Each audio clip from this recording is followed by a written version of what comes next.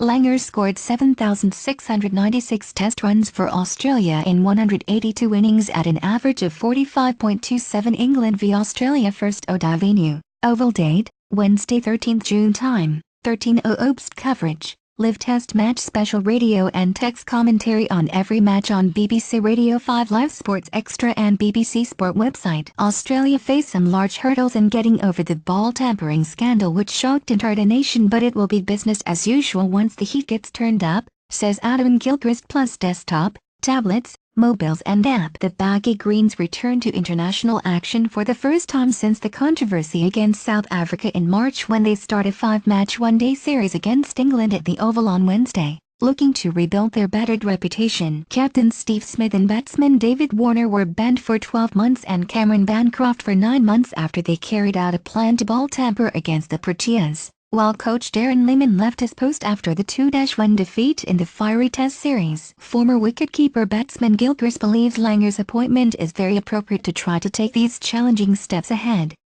Justin Langer has replaced Lehmann and Payne has taken over from Smith as skipper. The England series is the first step on a journey that everyone seems to be acknowledging will take some time to rebuild complete trust and faith in everything that has gone on, he told BBC Sport. There is no doubt that the players that were held responsible for what took place not being there allows the team to start that journey. This team will face some large hurdles over the course of the next 12 months, not just in rebuilding trust and confidence with the public supporting them, but in regards to missing a significant amount of first-pick players. That is going to present an awful lot of challenges.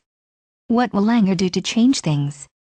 Gilchrist took the game to new levels with his destructive batting style and was part of 3 Ashes series wins and 3 World Cup victories during a 12-year career that started in 1996. He played with former Australia opener and dear friend Langer, in a team which included the likes of Shane Warne and Glenn McGrath, who were notorious for sledging opponents. And, while he admits the team in his era was not perfect, he says if it bordered on getting over the top then the captain, senior players or teammates would step in and hopefully, we were able to rein it in and then just get back to playing the best cricket possible. If they were in any situation where it looked like they weren't going to win, they became so desperate to back up the manner with which they were playing that they became almost too desperate to win, he said.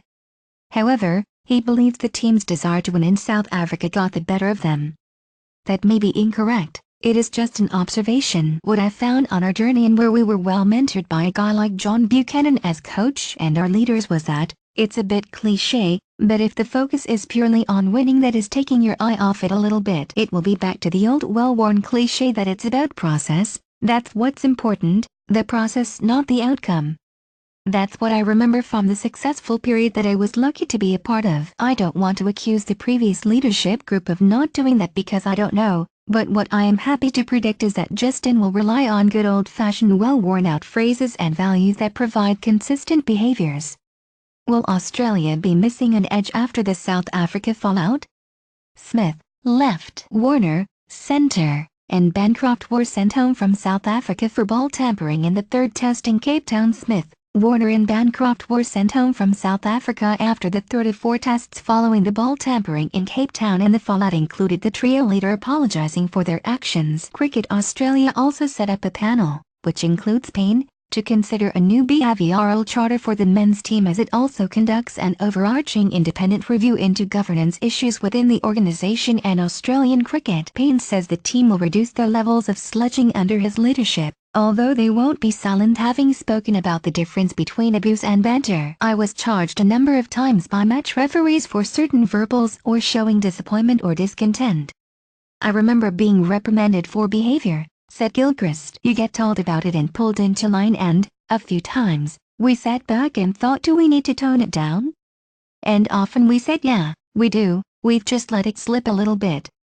It never felt like we needed to or we ever considered saying or doing nothing. There is just a natural instinctive part of sport that makes it so wonderful and what we all love, and there is certainly room for it in cricket so long as it is well monitored. He added, I think it will be business as usual once the heat gets turned up. It might be a little bit subdued early, but there will be a competitive point where things will be said back and forwards. It's happened forever and it will continue to happen in competitive sport. And Gilchrist expects there will be some pretty hostile crowds having a good bit of fun with the Aussies around what's happened during the one-day series. Justin is a beautiful human being, Gilchrist, right? believes former Australia teammate Langer is the right man to take Australia forward. Langer, who played 105 tests for Australia, scoring 7,696 runs, before retiring from international cricket in 2007, was appointed in May on a 4-year deal. He took over having led Perth's Gilchrist to 3 Big Bash 2020 titles and Western Australia to 2 domestic 50-over grounds. Gilchrist added, "Justin is a beautiful human being. He is just such a considerate, warm and caring person who is continuing to learn on his own journey and become a more considered person both professionally and personally. One of his greatest strengths is that he has a basic philosophy of just being a good person, and a lot of other things will fall into place. These young guys will benefit a great deal, not just in a cricket sense but a life sense, from having Justin as a mentor to them." How much are Australia weakened by absentees?